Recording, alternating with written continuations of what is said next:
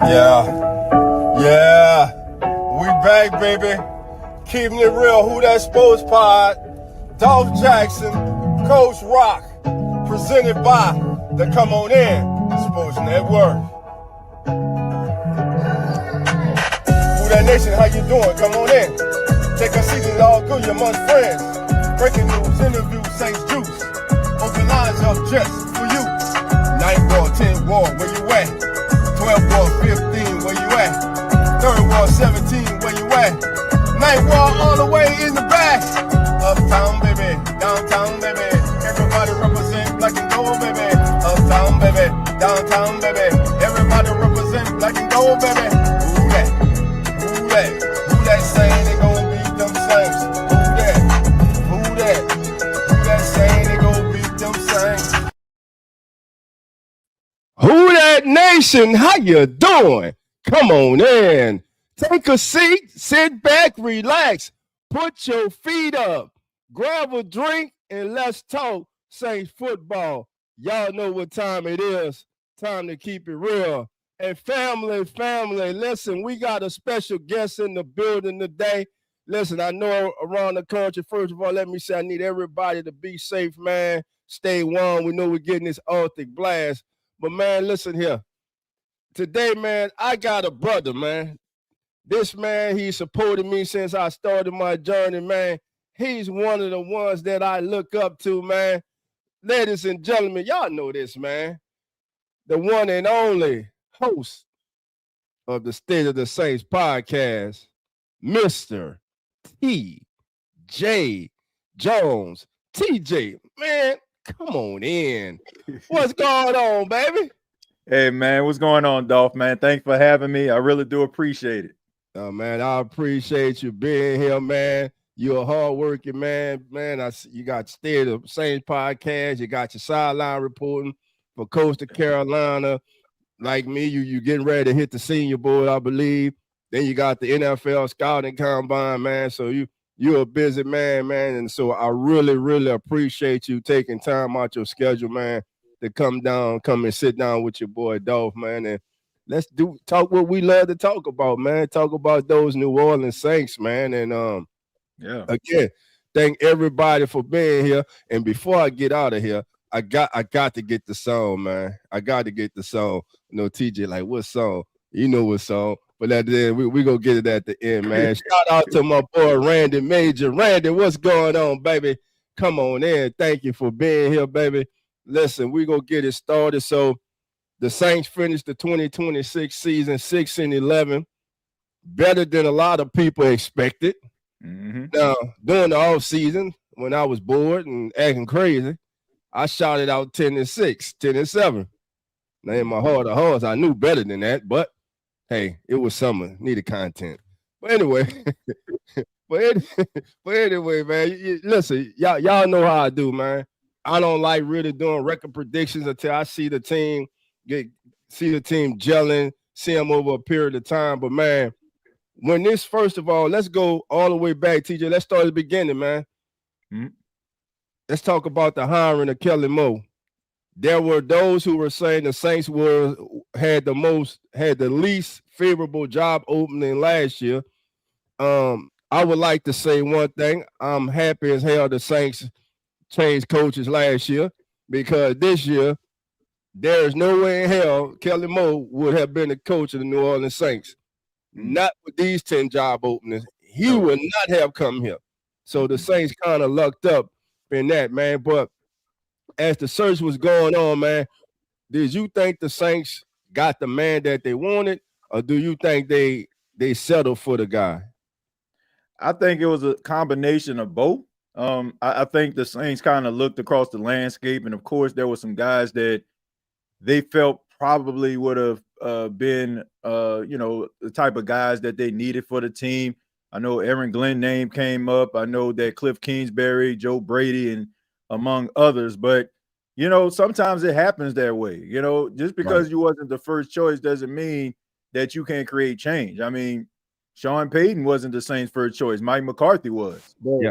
People forget Sean Payton, and the rest is history. So, it doesn't matter like if Kellen Moore was their first choice or their third choice. The fact is that Kellen Moore is here, and he's doing some things that the Saints actually need. They needed a culture change. I just think that Saints fans kind of got used to the status quo. I think that the organization too got kind of accustomed to the status quo. And sometimes you got to shake things up, Dolph. Sometimes things can't stay the same. And what you have is a young coach who understands the team, a guy who has played in the National Football League, guy that understands the ebbs and flows of the game, the ups and downs, from being a starting quarterback some Sundays to being a backup quarterback. So guys have a way of rallying around guys that have been in a foxhole with them and understand what it's like to go to war. So Kellen Moore is the right guy for the job, man. I think at the beginning it didn't seem that way, but it seemed like he found his footing. And I just think that we all have to understand that this was his first head coaching job. So I know you look at guys like Ben Johnson and some of these other coaches that come in first year and, you just hit the ground running, but it was going to be a process. And I think if you are a logical Saints fan, you recognize that. Right. And like you were saying, it took Saints management time to come around and to embrace that this is a full-fledged rebuild. And you spoke about Ben Johnson, but what the Bears did, they were very aggressive. He came in, he identified interior offensive line to protect his young cornerback. They went on and got Jackson and tuned in from the Chiefs. Right. Now, the Saints going to 2026, there is no doubt there is no quarterback competition. Spencer Rattler is the starting quarterback. J Live, stop talking about me. Tyler Shough is the starting quarterback for the New Orleans Saints. Now, it is time for the Saints to build around this young man, and that's a blueprint they can follow. The Saints are soft as Sherman tissue up the middle right now, and especially on the right side, which is a disappointment because you got a former first-round draft pick who was one of the most frustrating players to watch because of his inconsistency, which overshadows the talent that he does have. I believe the Saints need an upgrade at that position. What is your thought about that? I think so. This is a guy, I assume you're talking about Cesar Ruiz here. But Cesar Ruiz, they drafted him in 2020, and it was surrounded by controversy when he was drafted. And it doesn't help that he didn't live up to it, because we got to remember back in 2020 when the Saints got opportunity. A lot of people thought they were going to draft Jordan Love, especially when the New England Patriots moved out of the first round.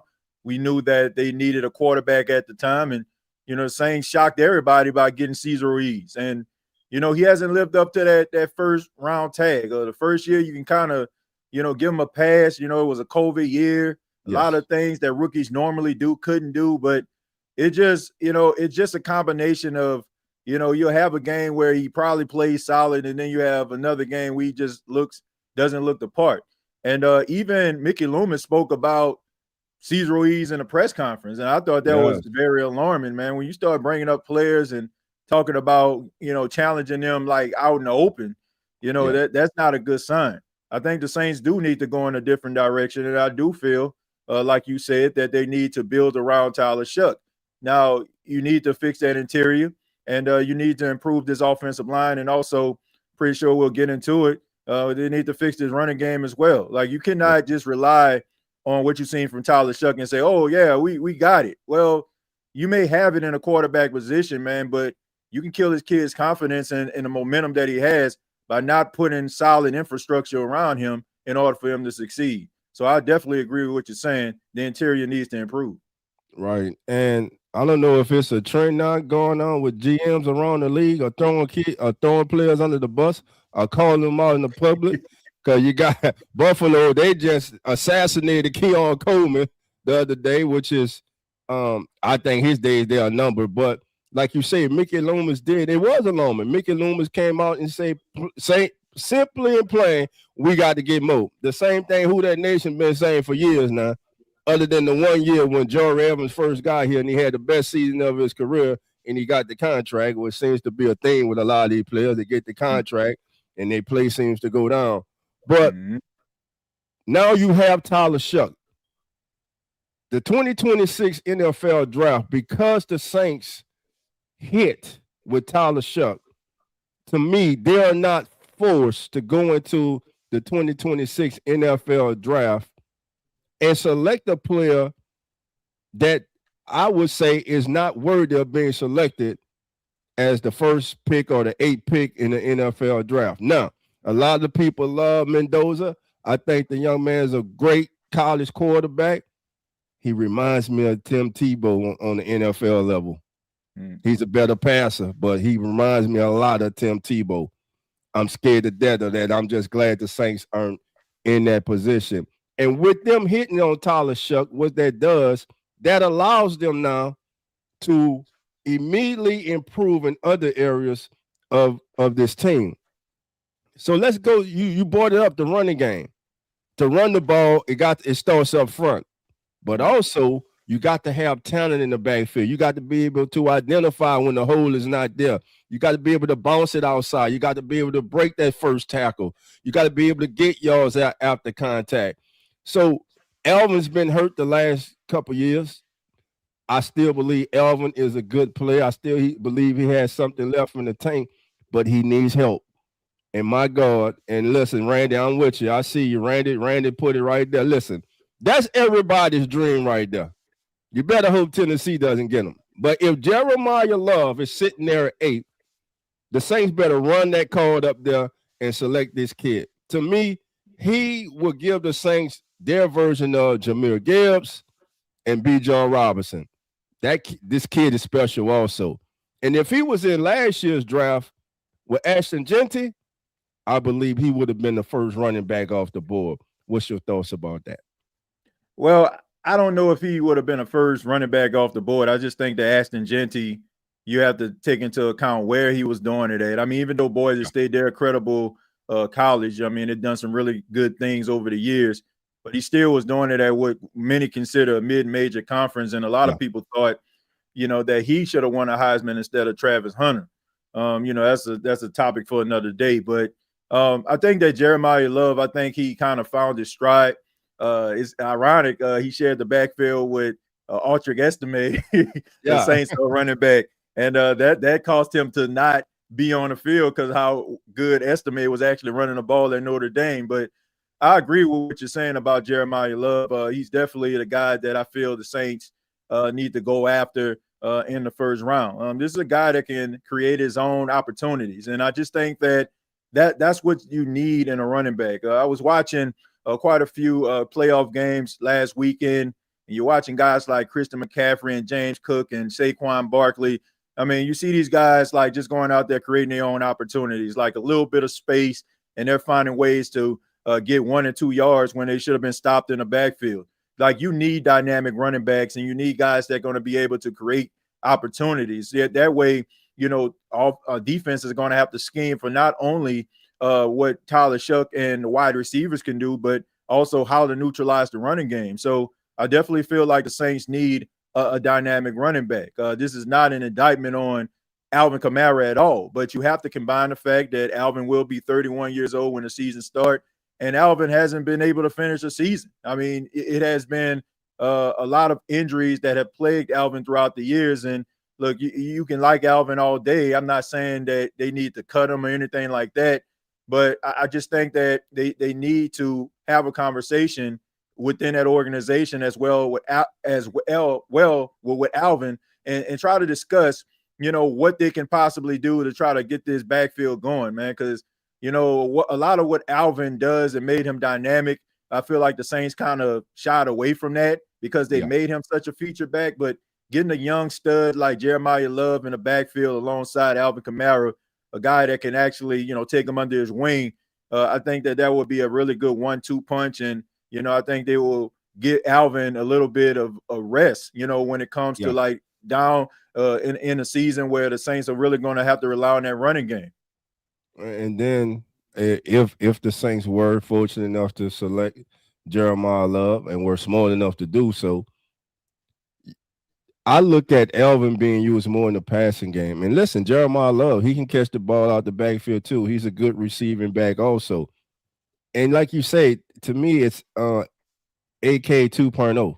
He's that talented of a kid, what I dare say, more explosive.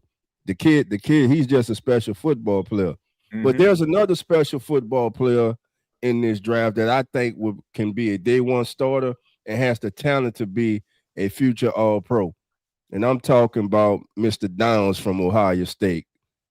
I love this kid. I could see this kid coming in here if the Saints and Alontae Taylor don't agree upon a new contract. If he decides to walk and the Saints bring in Downs, man, listen here. I'm ecstatic. You put him back there with Sanker. They re-signed Love the other day, and I like the signing. The only thing is injury. So that's why I wouldn't shy away from getting a all-star, a blue chip player like Downs if he is there to pair him and Sanker back there. Then listen, Jordan Howden as a role player this past season, he played good. He's become a key special team player, and he's not the liability on defense that a former All-Pro special teamer was, who we all just put our head down every time he had to go on the field and play safety, man. Shout out to you, my boy. But now let's go to I want to talk about this wide receiver room. Chris Olave. Do you pay Chris, if you're the GM, do you pay Chris Olave the market value around $30 million a year?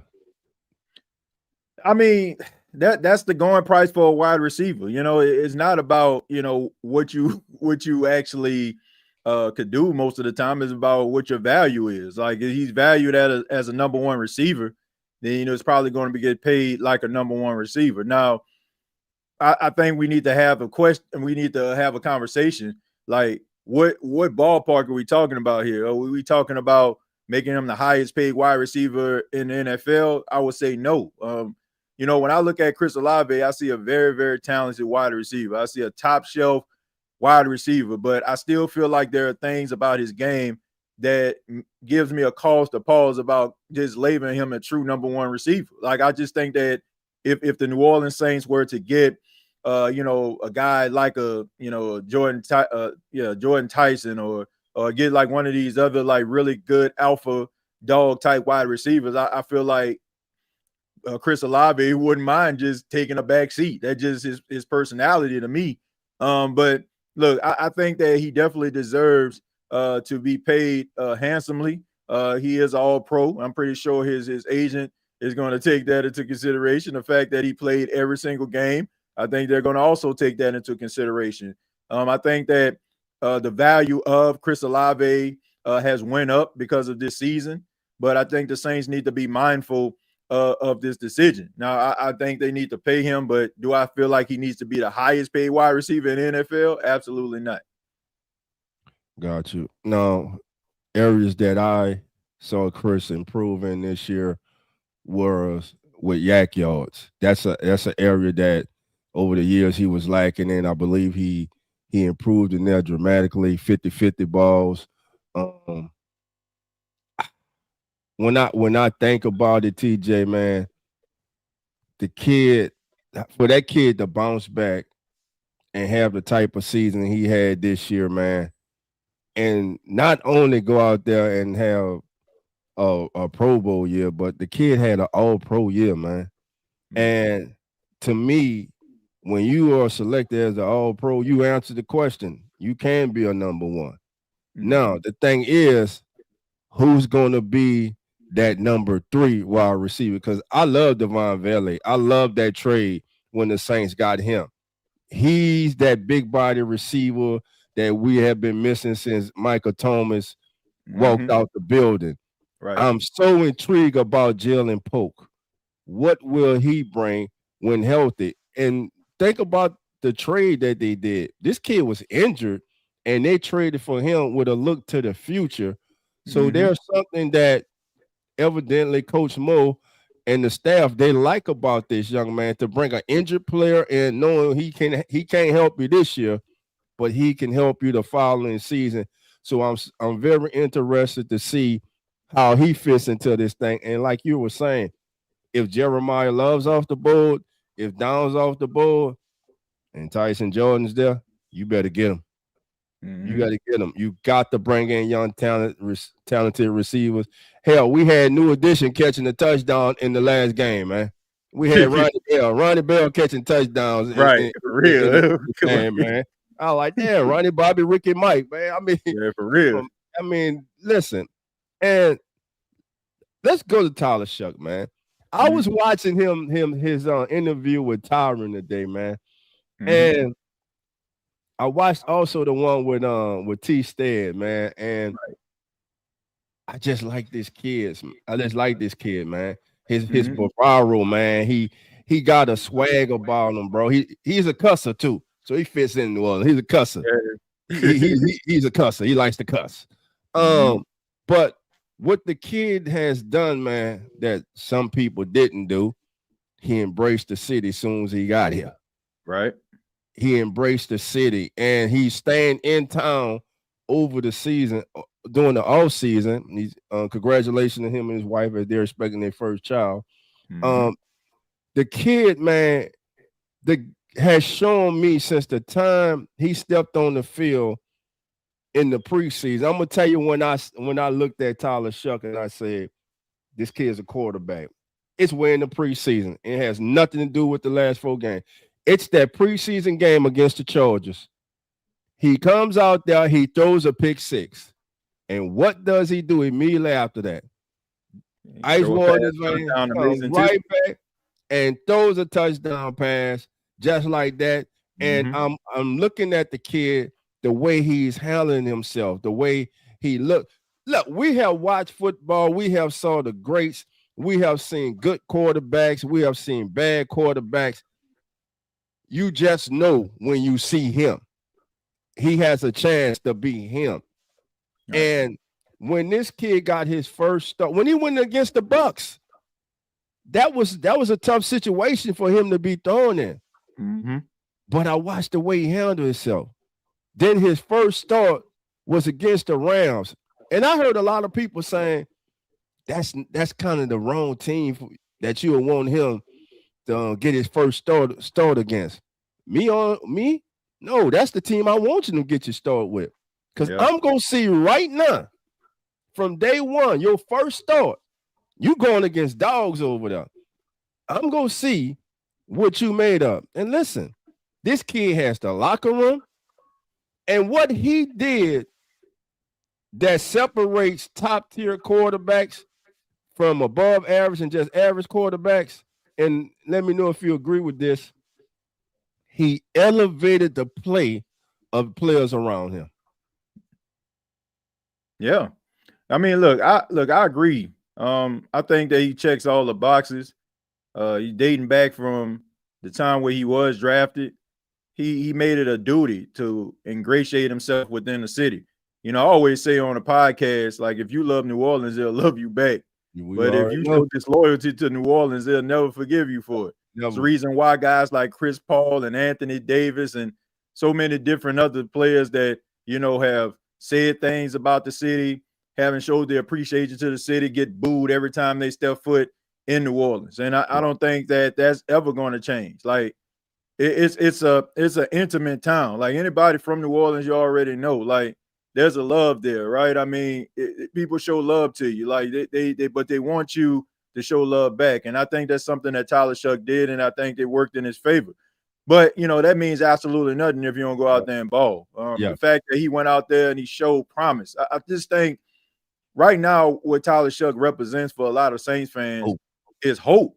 You know, like hope. Like you have a chance, you know, in the future. Like, I mean, since Drew has retired, I mean, the future has been kind of bleak. I mean, people have been going back and forth on social media and in town, you know, man, talking about the state of the team and what they need to do in order to improve. Like, people fired in the front office.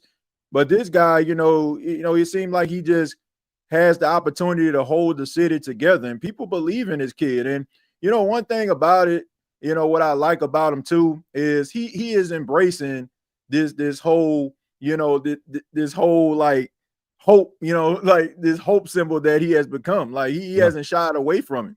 And you know, and I like that he is unapologetically himself. Like, when he's doing interviews, you can tell like he's being himself. Yeah. And you know, I just think that he just fits in really well. I think that he came in with a different type of energy than I'm going to say Derek Carr came in. Derek Carr came in as if he was the savior of the franchise and did absolutely nothing, to be able to hold up that moniker. But I think that Tyler Shough is doing all the right things, and his teammates believe in him. And I think that he is going to be the guy that leads this team in the near future. And he's also going to be an appealing spot for a lot of free agents.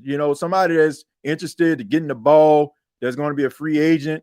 They probably take a trip to New Orleans because of what Tyler Shough can bring to the table. If you're a defensive player and you feel like all I got to do is do my job because there's a young, promising quarterback on the other side, that might make it appealing to for that defensive player to come to the Saints. So it just opens up endless possibilities for this team. Now, he has to continue to improve. He only started in about 8 or 9 games this season. I mean, you got to be able to continue to improve. You don't want to be like, a long laundry list of guys who have had really good rookie campaigns but couldn't follow up on it. But doesn't seem like that's what he's on. So hopefully he can continue the momentum and get the Saints back to some legitimate football. Yeah, excuse me, everybody. I'm got a little cold. But I totally agree with you, TJ. And listen, when you talk about Tyler Shough, the kid went 5-4 as a starter. He's a finalist for Offensive Rookie of the Year, just starting 9 games. Right. He led the league. I'm going to say this again. 5-4 as a starter.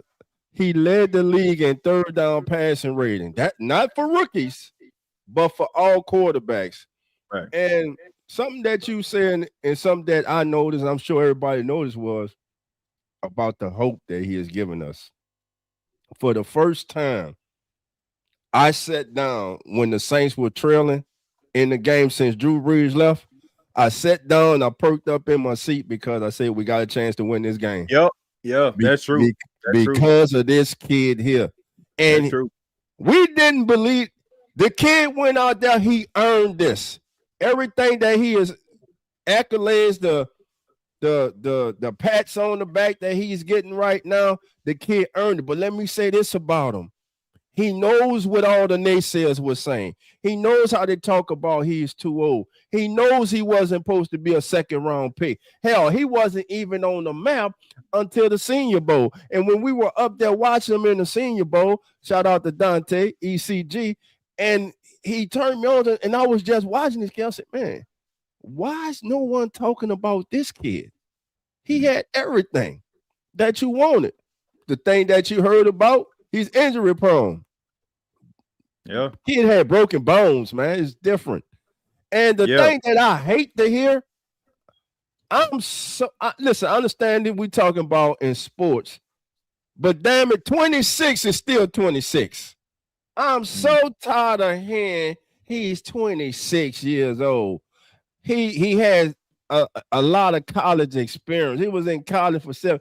Spencer Rattler played more games in college than Tyler Shough. Tyler Shough did not play that many games in college. So now, like you were saying, this year, second year, sophomore year, teams now have film on you. They got a full off season to dissect you. Mm-hmm. This is where we would be able to tell, is this kid the truth or not? Mm-hmm. I believe he has the makeup. I believe he has that talent. Sometimes you just see him. Mm-hmm. You just look at him and you watch him play. And I'm telling you, TJ, the feeling, man, I'm just talking about it. For 5-6 years, we weren't even able to talk about having a chance when we were trailing in the game. And all the quarterbacks we went through, man, it's been a long time. And for this kid to go 5-4 down the stretch, shit, damn near went 6-3 down the stretch. Listen, and let me just let you know, Tyler, we can't be getting swept by the Falcons, baby, and he knows that too. And he already know he hated it. He hated it, baby. He already knows what that rivalry is about now, baby. He sees, he understands, man. And he's the leader of this team, man. You got veterans following this kid. You got 2 veterans wanting to come back because of this kid. Yeah. Cam wants to come back because of Tyler Shough. DeMario Davis wants to come back because of Tyler Shough. We finally have hope, who that nation. Hope. That's all. Listen, hope. How many times in the last 5 years before this season were you able to sit down and watch a Saints game when they get down by 2 scores and you pretty much can get up and go do anything else for the rest of the day because you knew it was over? Not with Tyler Shough. I wanted to see what he was going to do.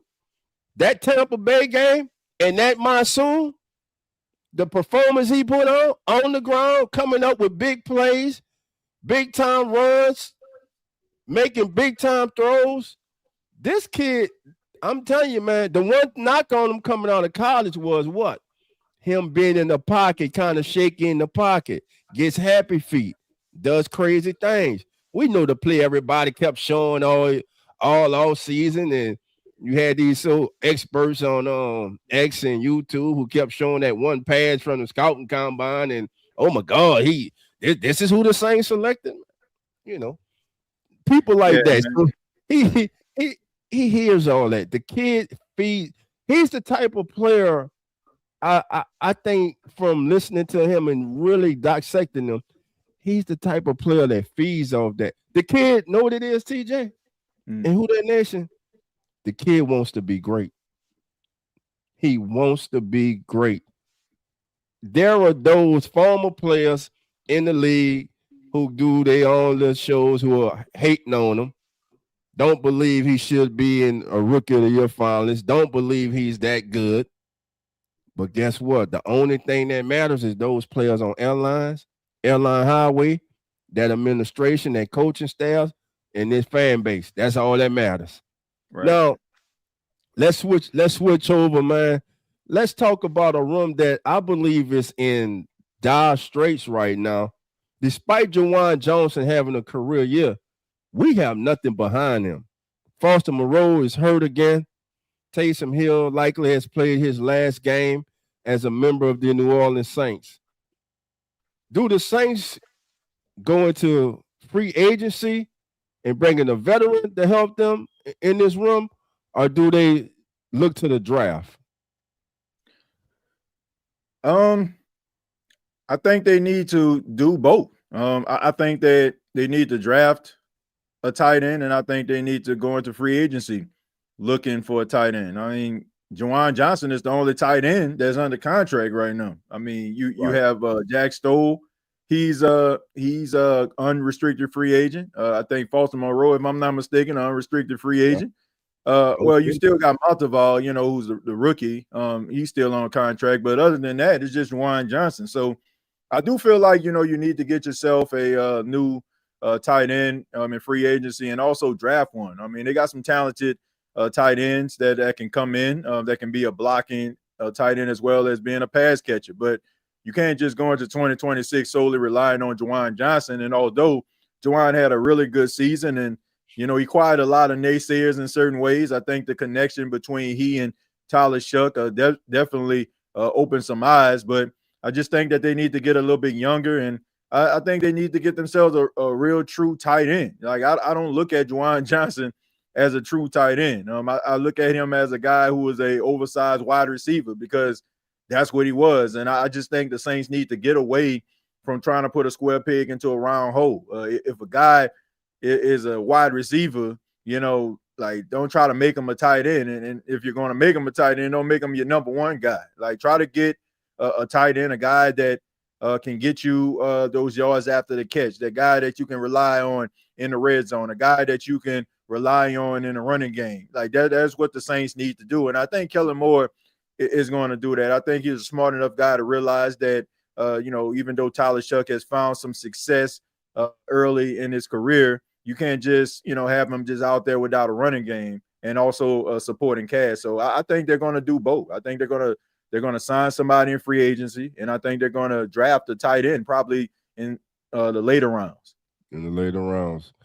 And speaking of Coach Mo, we're going to talk about Coach Mo when we come back. We'll be right back. This is a special presentation brought to you by the Come On in Sports Network.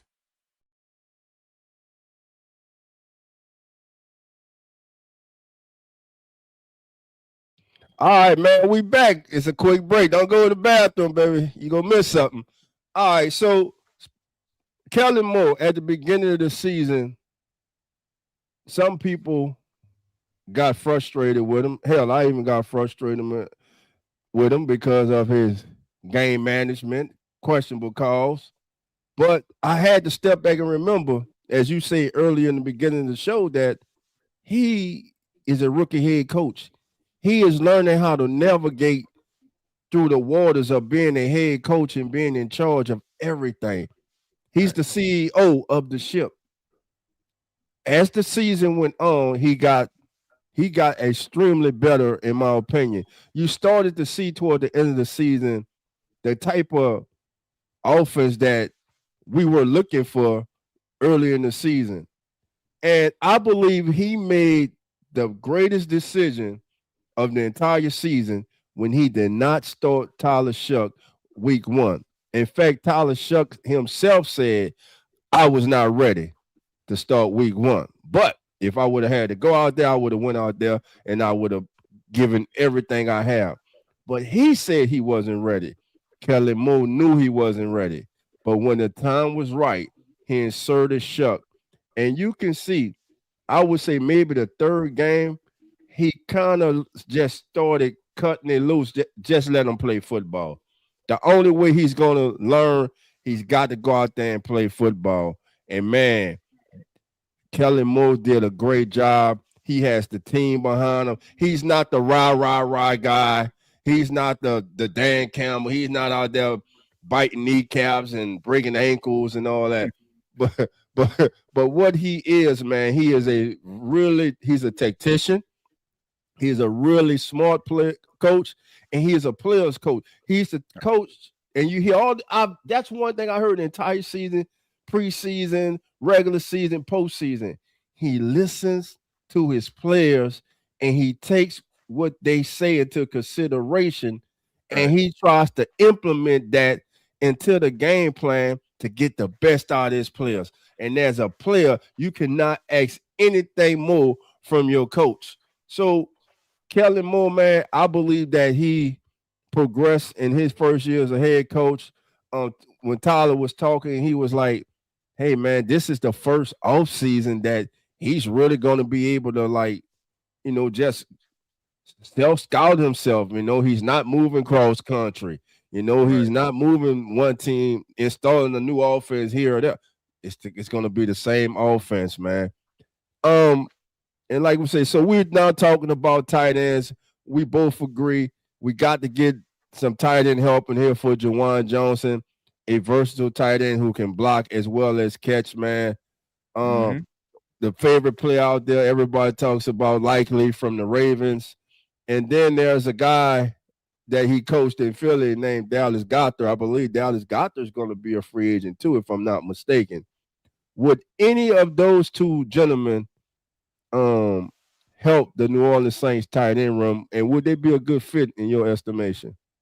I think Dallas Goedert would, but I look at Isaiah Likely, and I know him very, very well. He went to Coastal Carolina, so I watched him, and he's a talented tight end. He's a guy who has a big catch radius, a really good red zone threat, and he can have the capabilities of taking over a game every now and then, but I feel like his skill set is kind of similar to Juwan Johnson. He just an oversized wide receiver. But, somebody's going to pay Isaiah Likely, and he should be compensated. But I think the Saints need someone like a Dallas Goedert. I just think they need that classic tight end, the George Kittles, the Mercedes Lewis type guys. You know what I'm saying? Like the big physical wide receivers that can help out in the run blocking and also be able to help in a red zone and also in those third down conversions. So that's what I feel like the New Orleans Saints need. I also, I think you have to look at Cade Otton as well. I mean, he's going to be a free agent. I know, he played for Tampa, but look, man, if you need a guy that can come in that can make some plays, Cade Otton throughout his career has shown that he can make some plays. So I wouldn't take Cade Otton off the table either. If Tampa don't want to pay him, I mean, I think that he'll be a great addition to the Saints. Yeah, I love Cade Otton, man. Listen, we need good football players. Mm-hmm. all I want is good football players. That's it. coachable, good football players who love the game. That's the key. They got to love football.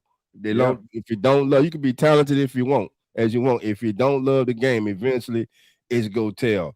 Now we talked about the Saints' friend needed to protect Tyler Shough.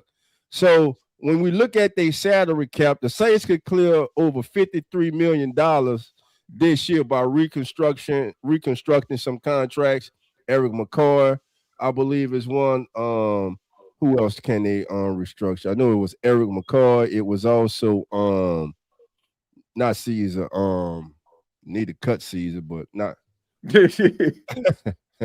I don't know, man. But I think maybe AK too. They can probably try to do a restructure with him as well. If I'm not, AK, AK can restructure with him also, and one more person, man, that slips my mind right now. But the Saints can free up over $53 million, and that can allow them to get into the free agent pool and go after a veteran offensive guard. Now, the top guy is going to be the man right there, Smith, right there in Kansas City, which is crazy. I mean, but if the Saints are able to free up $53 million, if you're able to bring an instant starter in to help your young quarterback, then go into the draft and get you maybe say the third, fourth round, you got 2 4th-round picks, and get you a young, promising understudy to eventually replace Cesar Ruiz, then we talking. But TJ, there's an area on this team that I think a lot of us are overlooking. Eric McCoy is one of the top centers in the National Football League. Right. When healthy. We need a young swing. We need a swing offensive lineman to play center and guard.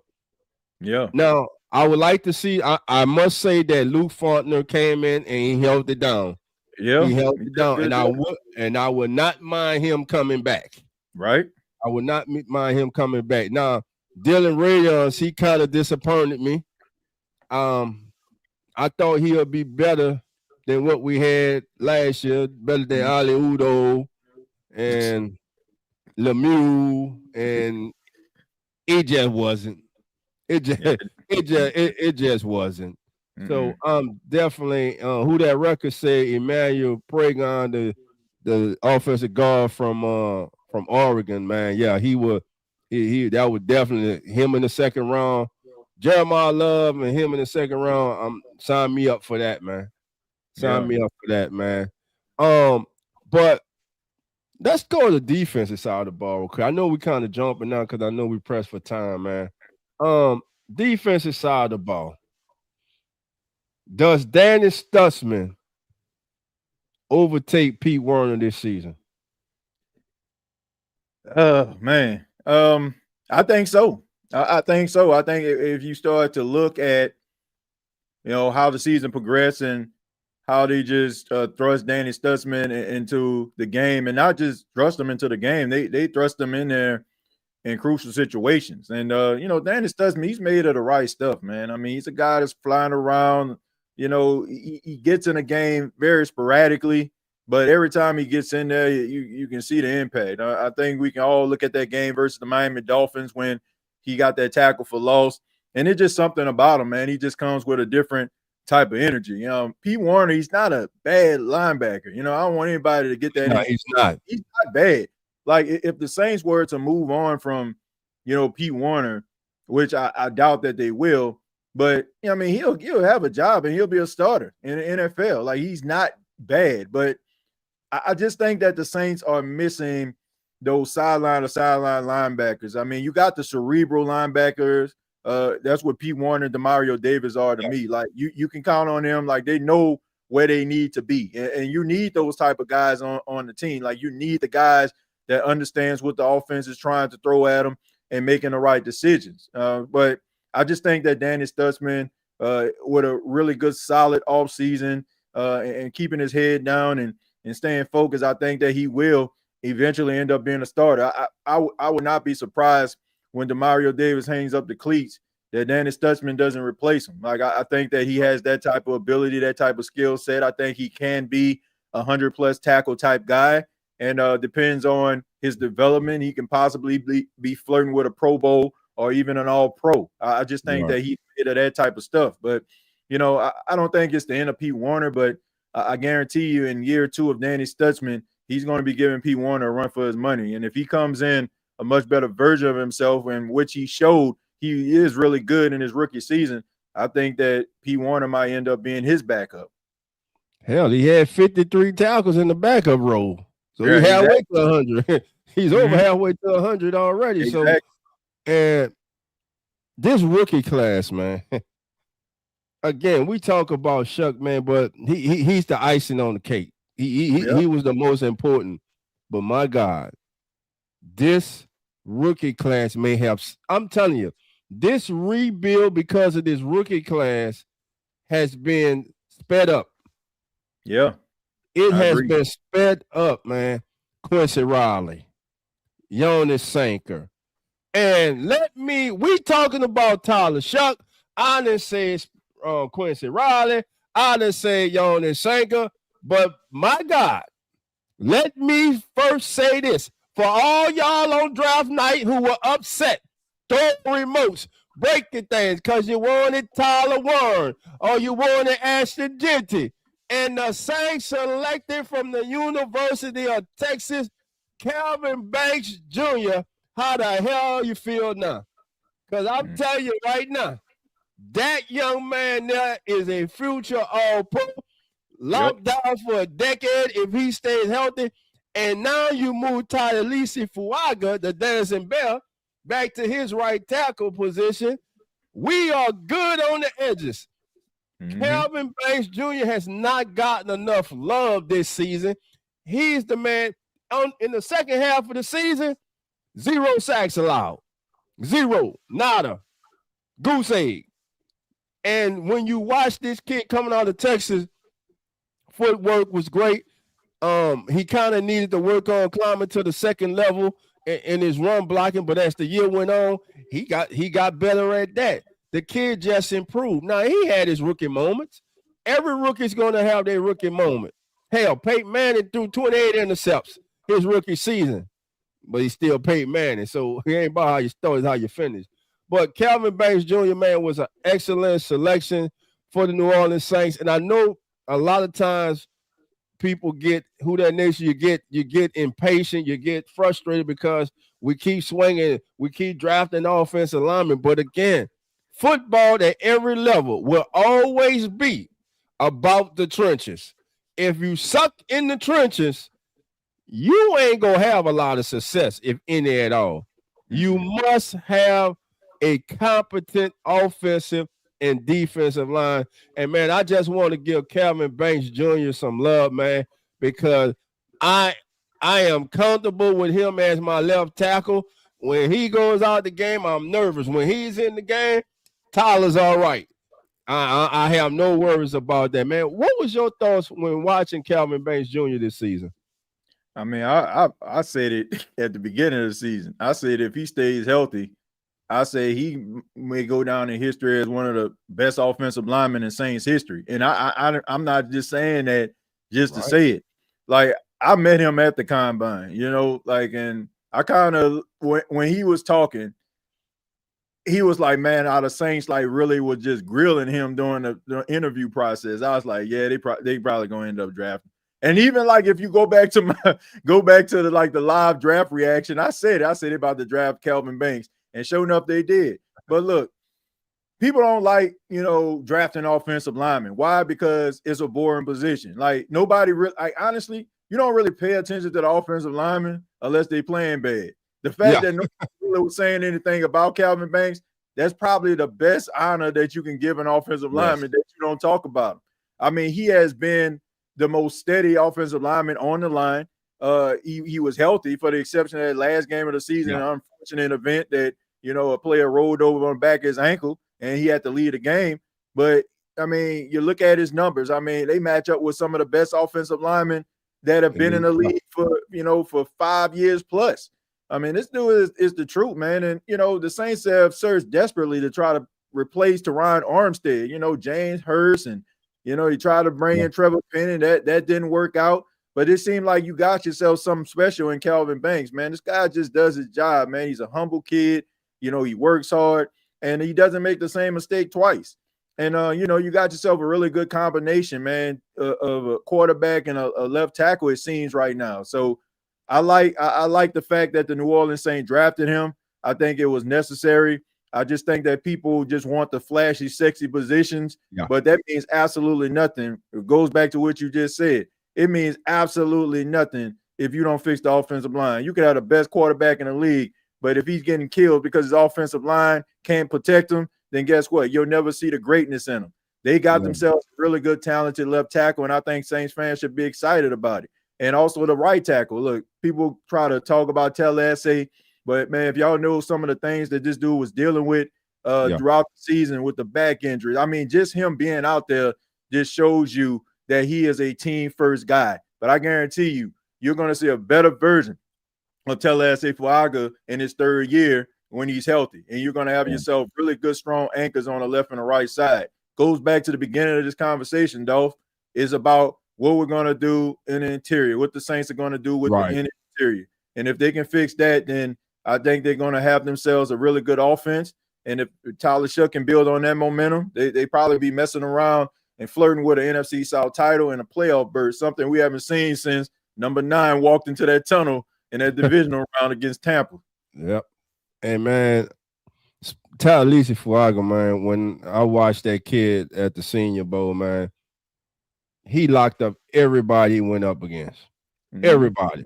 I'm talking about the top pass rushers coming out, the kid from UCLA, Latu. Man, he just it was unfair what he did him. It was unfair. Draft stock went because Tallahassee, I'm telling you, I knew it. I came back after the Senior Bowl. I kept screaming. I kept telling everybody, Tallahassee Fuaga, I'm telling you, that's the man. Now you got him. And like you say, he was dealing with a multitude of injuries this season that he was out there trying to play through. And that goes back to a lot of things that I like to say, man. We don't realize what these players have to go through to get out on that field, man. Yeah. You know, we don't see the crawling into the bed, barely can get out of the bed, the pain and everything they go through, they put their bodies through, man. Right. So all we see is Sundays, and that's all we hear about Sundays. You know, they're human beings, man, and they go through a lot. But TJ, man, I want to thank you for being here, man. Thank you for joining me. Look, we got like 8 minutes to go. If you got a question for TJ, please put it in the chat, man. But TJ, I told you at the beginning, bro, I got to hear the song, bro. And you know the one I'm talking about, bro. You know, for those who come late, you know what I'm saying, they might not catch us, baby. What you say, TJ? Give it to your boy Dolph one time, baby. Give it to me one time. Shout out to the Master Show boys and the Master Show. Yeah, bro. Shouts out. Yeah, I like that. Hey, man, I was in the car, me and my son, man, and I turned around. He was back there bouncing. Like, shouts out. I said, yeah. Hey, man. Hey, Dolph, it's just all about entertainment, man. You know, any way I can try to entertain the people that come over to the podcast. I mean, that's what I try to do, man. So, you know, I enjoy, you know, making, you know, the little parody songs and stuff like that. It's all in good love, man. It's all in the name of entertainment. I have nothing but love and respect for those players that lace up for the black and gold and strap up every single week, man. I mean, we criticize when necessary, man, but look, we respect what those guys do, and you know, we appreciate the efforts that they put towards on Sunday, man. We just want to get back to some meaningful football, man. And you know, I think they're going to get there sooner rather than later. Yeah, it looks like we're on the right path to doing that. And my brother, man, once again, I want to thank you for being here, man. I'm proud of you, man. Keep doing your thing, man. I'll be seeing you on X hollering at them haters, man. I just be dying laughing, man. Oh man, you know, man. Listen, I love when you hear them, man. I'm certified, baby. You know what I'm saying? Check my man. Like, baby. You I know? don't know, man. It just seems like, because you see like certain people, and I guess they familiarize themselves with the team. They just like, oh man, you just a fan. But I'm like, man, I put in a lot of work. Yeah. I do a lot of things that a lot of people don't really see. Like some of the places, and that they see these reporters and and all these other people that they admire. Like I'm in the same spot, and to be honest with you, man, like I bust my ass to be in that spot. So yeah, I take it very personal, man. I take it very personal when people just label me as a fan. Like, man, look, I am a credentialed member of the media, and I just do it different, man. Man, you seen this big debate, with the Jacksonville Jaguars reporter and people talking about what a reporter is supposed to be and all that. Man, I don't fall into a box, man. It's the whole reason why I decided to do podcasting in the first place. Like, I don't want to fall into a box. I don't want to be like everybody else. If I want to be like everybody else, like, I might as well don't do it at all. Like, what makes me different from everybody else? Right. I love the Saints. I was born and raised in New Orleans. I don't think that just because I have a love for the team don't mean that I can't take, I don't have journalistic integrity. And I just think that's ridiculous for anybody that feels that way. So, yeah, man. I mean, shouts out to you though, Dolph. I see you doing amazing things, man. You're gonna be at the Senior Bowl, and you're out here, and grinding and stuff like that, man. And that's what we need, man. You keep on doing what you're doing. Appreciate it. We appreciate your efforts, and we appreciate the content that you put out as well, my brother. Man, I appreciate it, man. That means a lot coming from you, my brother. And listen, man, we got about 4 minutes, man. Y'all see the shirt, man. Shout out to my brothers, man, on the Come On In Sports Network, man. Again, we will be back at the Senior Bowl. It's a big honor, man. Looking forward to it. Got our own film crew this year, man. So listen, your boy Dove ain't gonna have to hold a tripod this year, hold an iPhone up this year. You know what I'm saying?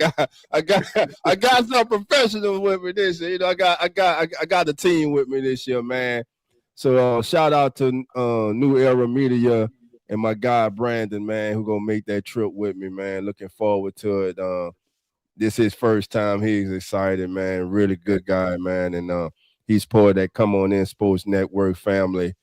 Again, this is the great, the one and only TJ Jones. You can find this man on YouTube, Bleacher Report, NFC South Roundtable, sideline reporter for Coastal Carolina during the season, man. He's a great husband, great father, man, and I call him a friend, man. He's a really good friend, man. Anytime I call on that man, he's there for me, man, and listen, I might be a little older than him, but guess what? He'll drop that wisdom on your boy, dog, man. I really appreciate him, man. And again, my brother, thank you for taking time out your schedule, man.